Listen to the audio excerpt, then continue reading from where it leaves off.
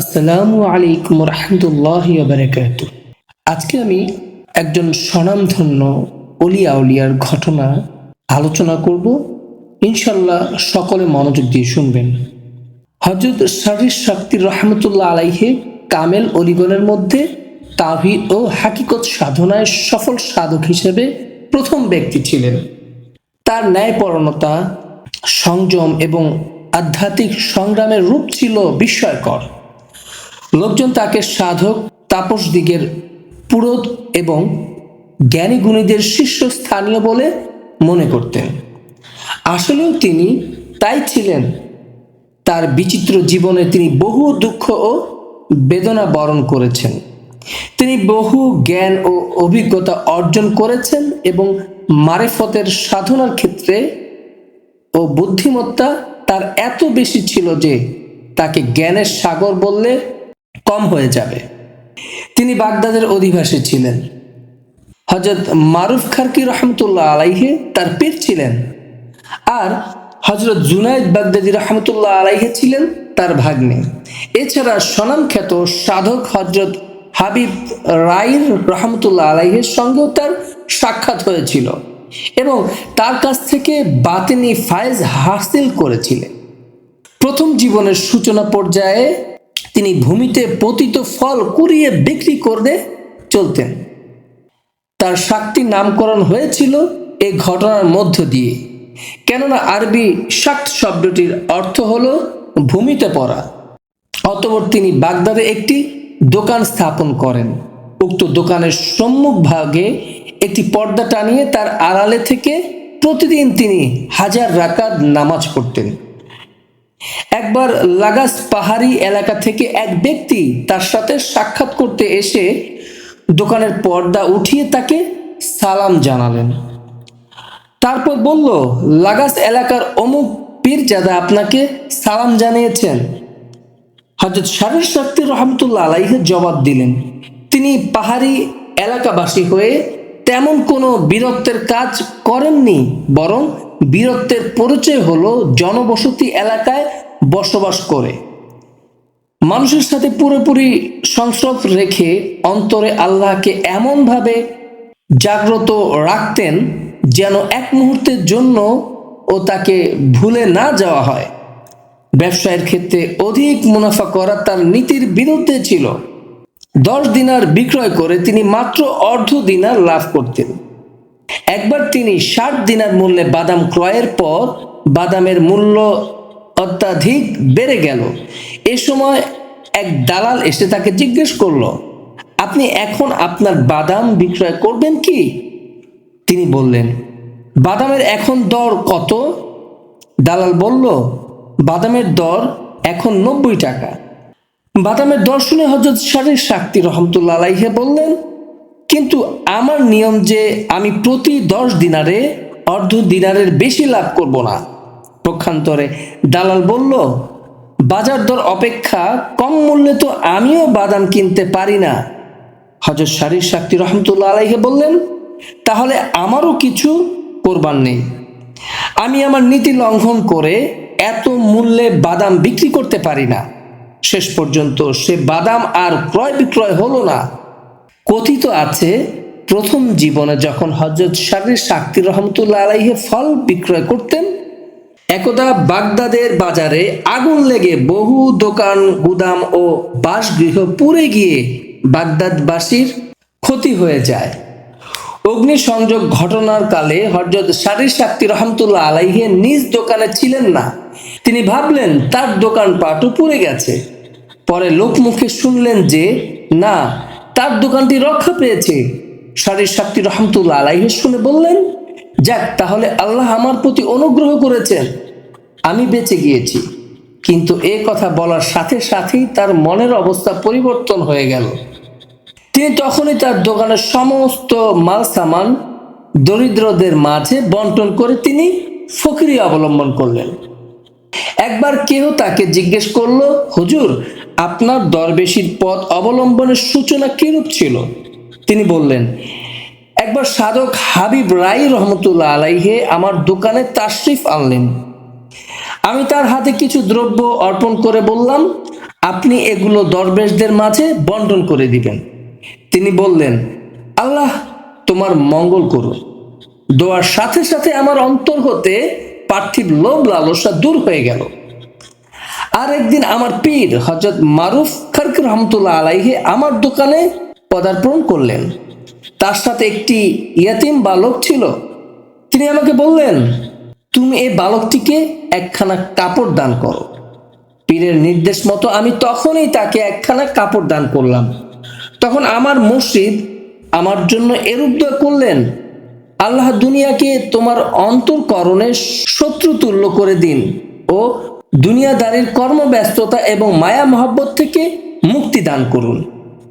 পীরের দোয়ার বরকতে ওই দিন থেকে দুনিয়ার সঙ্গে আমার যোগাযোগ একেবারেই বিচ্ছিন্ন হয়ে গেল। হযরত শারীর শাক্তি রহমতুল্লাহ আলাইহি প্রকৃতপক্ষে সমকালীন যুগে শ্রেষ্ঠ সাধক ছিলেন। তার মতো কঠোর সাধনা সে যুগে অন্য কেউই করেননি।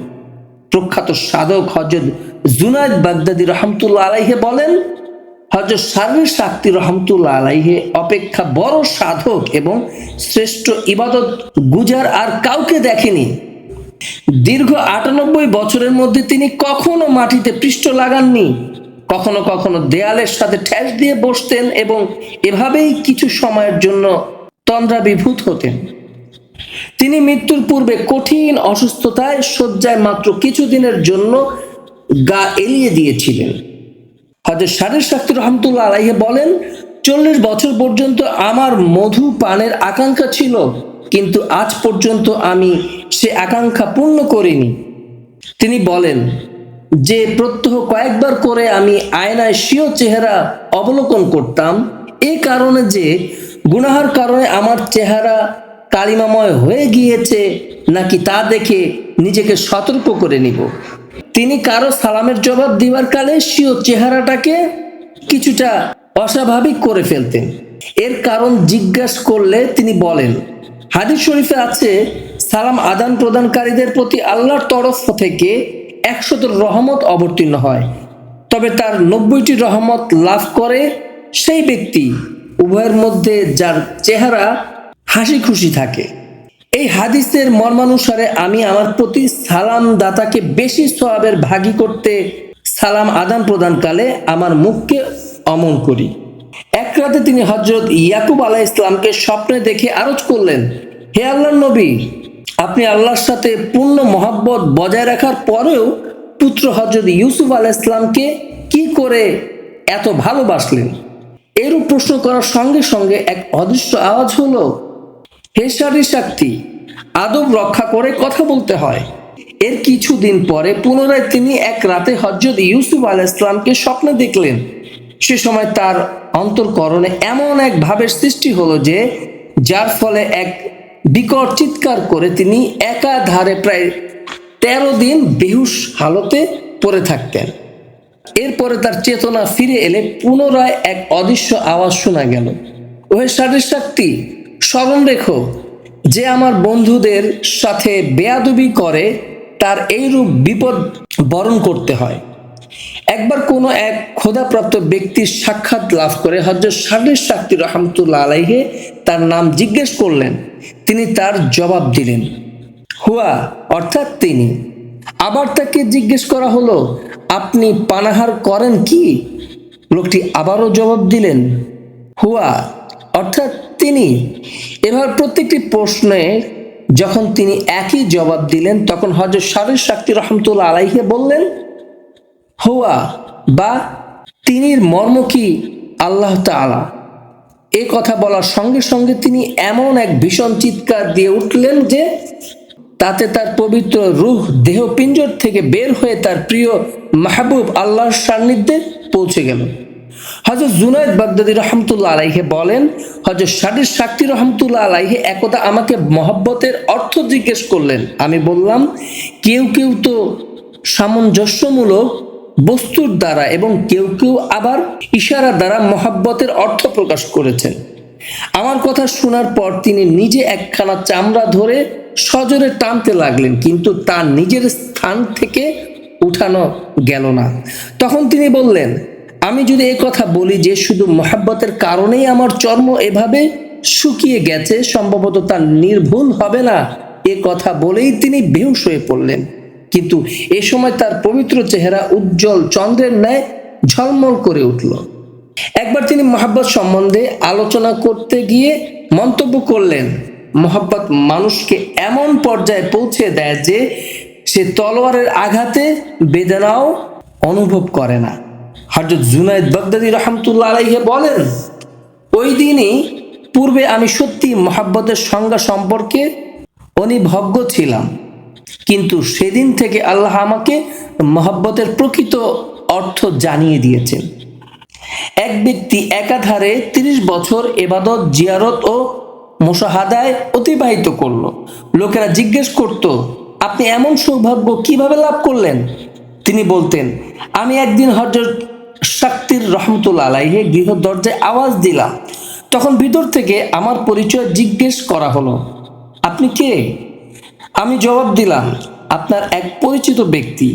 এ কথা শুনে তিনি দোয়া করলেন, ওহে মাবুদ, তুমি তাকে এমন বানিয়ে দাও যেন একমাত্র তুমি ছাড়া আর কারো সাথে তার পরিচয় না হয়। আল্লাহ কি অপূর্ব মহিমা! সেদিন থেকেই আমার মর্যাদা ধীরে ধীরে বৃদ্ধি পেল এবং তাতে করে আমি বর্তমান পর্যায়ে উপনীত হয়েছি। একদা হযরত শারির শাক্তি রহমতুল্লাহ আলাইহি এক মাহফিলে ওয়াজ করছিলেন। এমন সময় খলিফার সভাসদ আহমদ ইবনে ইয়াজিদ বহু সঙ্গী সাথে নিয়ে উক্ত মাহফিলের নিকট দিয়ে কোথাও চলছিলেন।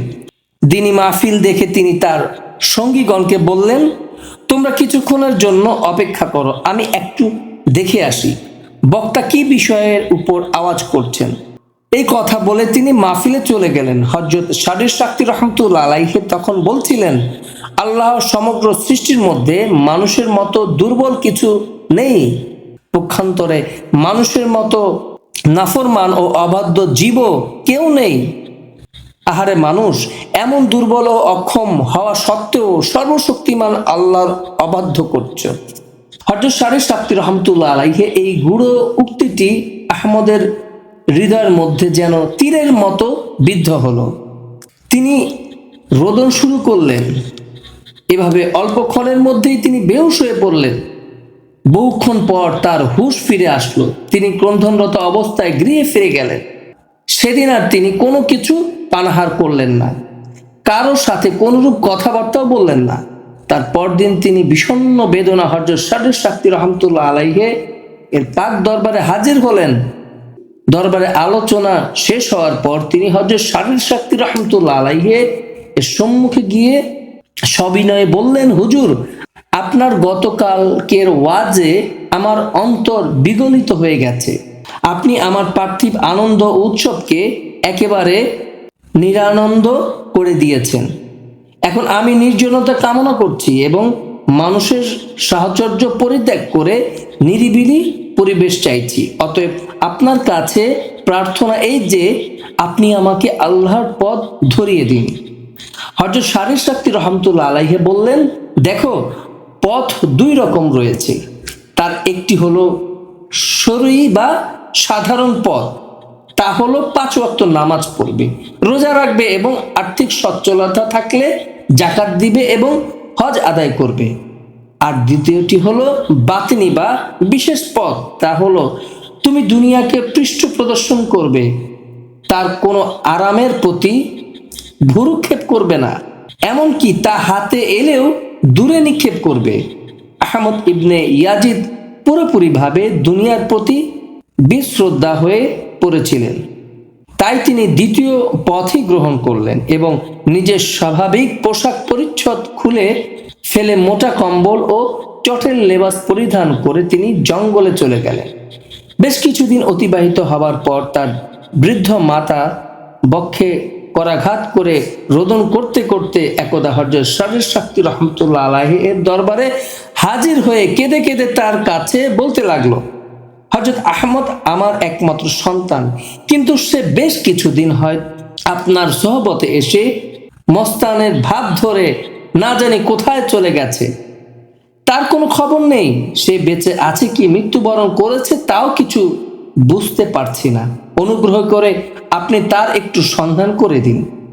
হযরত শারির শাক্তি রহমতুল্লাহ আলাইহি তাকে যথাসাধ্য প্রবোধ ও সান্ত্বনা দিয়ে বললেন, তোমার পুত্র সৌভাগ্যক্রমে গোমরাহি থেকে মুক্ত হয়ে সত্য ও খাঁটি পথ অবলম্বন করে ঘৃণা দুনিয়ার মায়া পরিত্যাগ করেছে। নিশ্চয়ই তার কোনরূপ বিপদ আপদ ঘটেনি। সে যথাসময় আবার আমার এখানে প্রত্যাবর্তন করবে। সে যখন ফিরে আসবে আমি নিশ্চয়ই তোমার নিকট খবর পাঠাবো, তুমি নিশ্চিত থাকো। এর বহুকাল পরে আহমদ ইবনে ইয়াজিদ সত্যি সেদিন হযরত শারির সাক্তি রহমতুল্লাহ আলাইহি এর কাছে ফিরে আসলেন। তিনি তার বৃদ্ধ মাতাকে খবর পাঠালেন, তোমার পুত্র ফিরে এসেছে, ইচ্ছে করলে তার সাথে সাক্ষাৎ করে যেতে পারো। আহমদ এতদিন একেবারে কৃষ্ণ এবং দুর্বল হয়ে গিয়েছিল। তার দেহে কখানি হাড্ডির উপর শুধু চর্মের আবরণ ছাড়া আর কিছুই ছিল না। তিনি হযরত শারির সাক্তি রহমতুল্লাহ আলাইহিকে বললেন, হুজুর, আপনি আমার আলস্যের নিদ্রা ভেঙে দিয়ে আমার প্রতি যে এহসান করেছেন, আমি হতভাগা আপনাকে তার কোনো বিনিময় দিতে সক্ষম নই। আল্লাহ পাকের কাছে বলছি, তিনি আপনাকে এর পুরস্কার প্রদান করবেন। হযরত শারির সাক্তি রহমতুল্লাহ আলাইহির সাথে সাথে আহমদ ইবনে ইয়াজিদের কথোপকথন চলছিল। এমনই মুহূর্তে আহমদের বৃদ্ধা মাতা ও একটি সন্তান সহ তার স্ত্রীও হঠাৎ সেখানে এসে উপস্থিত হলো। তারা আহমদের দিকে তাকিয়ে দেখলো তার শরীর অতিশয় ক্ষীণ ও কৃষ্ণ এবং জরাজীর্ণ, চেহারা রক্তহীন ফ্যাকাশে এবং দেহটি একেবারে বাঁকা হয়ে সম্মুখে ঝুঁকে পড়েছে। পরিধানে ছিল তার শতছিন্ন বস্ত্র, মাথার চুলগুলো অবিন্যস্ত। মাতা পুত্রের এই অবস্থা দেখে আর স্থির থাকতে পারল না। সে ঝাঁপিয়ে পড়ে আহমদকে স্বীয় বক্ষে জড়িয়ে ধরল ও হাউমাউ করে কেঁদে উঠল। তার স্ত্রী ও সন্তানটি এক পাশে দাঁড়িয়ে কাঁদতে লাগলো। দরবার জুড়ে কান্নার রোল পড়ে গেল। এমনকি স্বয়ং হযরত শারির সাক্তি রহমতুল্লাহ আলাইহি ও অশ্রু সংবরণ করতে পারলেন না। আহমদের মাতা পুত্রকে বাড়িতে নিয়ে যাওয়ার জন্য বহু চেষ্টা করলো এবং নানারূপ বোঝালো, কিন্তু আহমদ কোনো কিছুতেই আর গৃহে ফিরে যেতে রাজি হলেন না। আহমদের স্ত্রী তার পুত্র সন্তানটিকে স্বামীর সম্মুখে দাঁড় করে বলল, আপনি গৃহে না ফিরেন তাতে আপত্তি নেই, তবে সন্তানটিকে আপনি সাথে নিয়ে যান। আহমদ হযরত শারির সাক্তিকে বললেন, হযরত, আপনি কেন আমার চলার পথে এই প্রতিবন্ধকতা সৃষ্টি করলেন? আপনি এদেরকে সংবাদ না দিলে তো কিছুতে আমি এই দুর্যোগে পতিত হতাম না। আহমদের স্ত্রী বলল, আপনি আমাকে স্বামী থাকতে ও বিধবা করেছেন, করুন, তাতে আপত্তি নেই, কিন্তু এই নিষ্পাপ সন্তানটিকে তার পিতা থাকতে ইয়াতীম করতে চলেছেন, এ কেমন বিচার? অনুগ্রহ করে আপনি তাকে সাথে নিয়ে যান, নতুবা আমি এর বিমর্ষ মুখের পানে তাকিয়ে নিজেকে স্থির রাখতে সক্ষম হব না। তখন আহমদ বললেন, আচ্ছা, তবে তাই হবে, আমি একে আমার সঙ্গেই নিয়ে যাব। এ কথা বলে তিনি পুত্রের অঙ্গ থেকে নতুন জামা কাপড়গুলো খুলে তাকে এক খণ্ড মোটা কম্বল পরিয়ে দিলেন এবং একটি থলে তার হাতে দিয়ে তাকে নিয়ে রওনা হলেন। আহমদের মাতা এই অবস্থা দেখে একেবারে হতবুদ্ধি ও অস্থির হয়ে উঠলেন। ওরে আহমদ, এই দৃশ্য অবলোকন করার মনোবল ও শক্তি আমার নেই, কাজ নেই আমার কলজের টুকরোটিকে তোমার সাথে দিতে। এই বলে সে তার পরম স্নেহের নাতিটিকে তার পিতার কাছ থেকে নিয়ে গেল। অতঃপর আহমদ পুনরায় একাকী জঙ্গলের পথে রওনা হলেন। এই ঘটনার কয়েক বছর পরের কথা। একদা এশার সময় এক ব্যক্তি উপস্থিত হয়ে হযরত শারির সাক্তি রহমতুল্লাহ আলাইহিকে বললেন, হুজুর, আহমদ এই খবর পাঠিয়েছে যে তার সময় খুবই সংকীর্ণ, অতএব এ হতভাগার কাছে একবার তাশরিফ এনে বাধিত করবেন। সংবাদ শোনা মাত্রই হযরত শারির সাক্তি রহমতুল্লাহ আলাইহি রওনা করলেন। আহমদের কাছে গিয়ে দেখতে পেলেন আহমদ বিছানাহীন মাটিতে শুয়ে আছে। তার চরম মুহূর্ত একেবারে আসন্ন, শুধুমাত্র জিহ্বা ও ঠোঁট একটু নড়ছে। তিনি স্বীয় কান পেতে শুনলেন আহমদ স্পষ্ট স্বরে পাঠ করছেন। হযরত শারির সাক্তি রহমতুল্লাহ আলাইহি আহমদের মাথা উঠিয়ে নিজ কোলের উপর রাখলেন। এ সময় আহমদ চক্ষুদয় খুলে বললেন, হুজুর, একেবারে শেষ মুহূর্তে এসেছেন, সময় আর একটুকু নেই। এ কথা বলার সাথে সাথেই তার পবিত্র রূহ দেহপিঞ্জর ছেড়ে চলে গেল। হযরত শারির সাক্তি রহমতুল্লাহ আলাইহে নিজেই তার দাফন কাফনের ব্যবস্থা করলেন। একটু পরেই দেখা গেল অসংখ্য দরবেশ এবং সাধারণ সাধারণ লোক তারই দিকে অগ্রসর হচ্ছে। লোকগুলো কাছে এলে তিনি তাদেরকে বললেন, তোমরা এরূপ দল বেঁধে কোথায় চলছ? তারা বলল, হযরত, গতকাল আমরা এক অদৃশ্য আওয়াজ শুনলাম, যারা অলি আল্লাহর দাফন কাফনে শরীক হতে চাও তারা অমুক গোরস্থানে কাল হাজির থাকো। সেই অনুসারে আমরা সেই দিকে রওনা করছি। হযরত শারির সাক্তি রহমতুল্লাহ আলাইহি কোনো যুবকের সাথে সাক্ষাৎ হওয়া মাত্র বলতেন, তোমরা যারা যুবক আছো এখন আল্লাহর কিছু কাজ করে নাও। বার্ধক্য দেখা দিলে আর কিন্তু সম্ভব হবে না। দুর্বলতা মানুষের কর্মশক্তি নষ্ট করে। তিনি বলেন, ইবাদত হলো যৌবনের কাজ, সুতরাং ইহা বেশি করে করা চাই। বার্ধক্যের দুর্বলতায় ইবাদত মন মতো করা সম্ভব নয়। যে এমন আকাঙ্ক্ষা করে যে তার ধর্ম রক্ষা হোক, দেহ মনে শান্তি থাকুক এবং চিন্তা দূর হয়ে যাক, তাকে বলো সে যেন দুনিয়ার লোকদের থেকে দূরে থাকে। অনুমান ও সন্দেহের উপর নির্ভর করে কারো সাথে সম্পর্ক স্থাপন করা বা ছিন্ন করা ঠিক নয়। গুনাহ তরক করতে হয় তিনটা কারণে: দোজকের ভয়ে, বেহেশতের আশায় এবং আল্লাহর সাথে লজ্জায়। হযরত শারির সাক্তি রহমতুল্লাহ আলাইহি আল্লাহর দরবারে এরূপ ফরিয়াদ করতেন, ওহে মাবুদ, তোমার সর্বদর্শিতা, সর্বজ্ঞতা ও সর্বশক্তি গুণই আমাকে তোমার দরবারে মুনাজাত করা থেকে বিরত রেখেছে।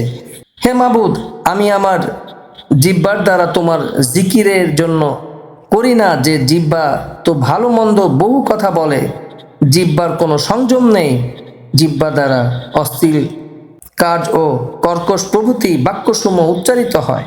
কাজেই তোমার মহাপবিত্র নাম এই অপবিত্র জিহ্বায় উচ্চারণ করতে আমার অত্যন্ত লজ্জা হয়।